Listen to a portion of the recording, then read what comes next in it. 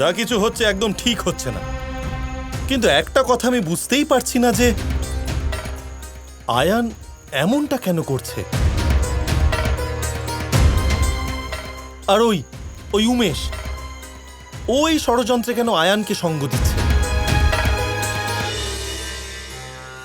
কৃষ্ণ, বলরাম, আমার সম্পূর্ণ বিশ্বাস যে তোমরা নির্দোষ, কিন্তু তাও ভুল করেও বর্ষণার সীমার ভেতরে যেও না। এই মুহূর্তে বৃষভান প্ররোচনার শিকার, যা খুশি করতে পারে, এবং আমি চাই না যে এই বিষয়টা আর বাড়ুক।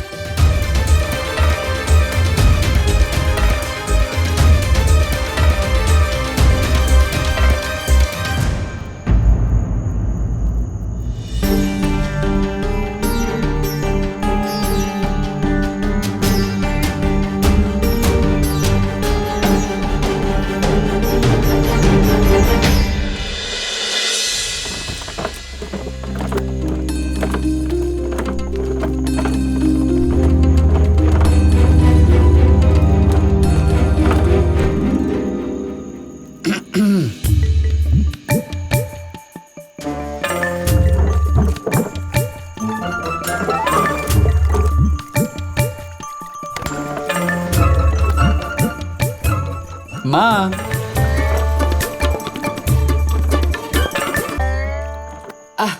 ভীষণ খিদে পেয়েছে মা। আমি একটু মাখন খেতে পারি? বলরাম, বলে দে ওকে আমি ওর সাথে কোনো কথা বলতে চাই না। যার জন্য এত বড় কাণ্ড হয়ে গেল, কে জানে কবে সব ঠিক হবে। মা, আমি নিজেই সব ঠিক করতে চাই, আর আমি তা করতেও পারবো, কিন্তু আপনি শুনলেন তো বাবা কি বললেন? বাবা বললেন বর্ষণা যাবে না।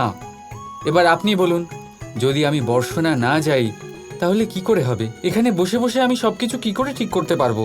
আমি তো নারায়ণ নই। বলরাম, ও কোথাও যাবে না। হ্যাঁ হ্যাঁ,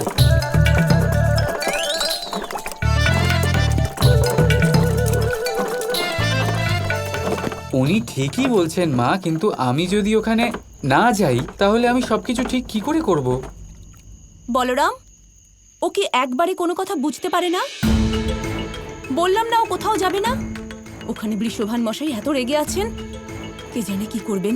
আমি কাউকে ঝুঁকি নিতে দেব না। কোথাও যাবে না মাও, কোথাও না।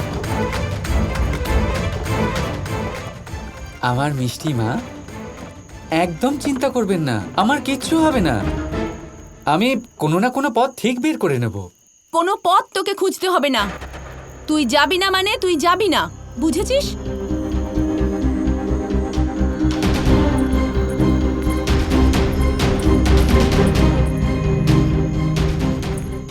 বলরাম, ওখানে মাখন রয়েছে, খেয়ে নিস।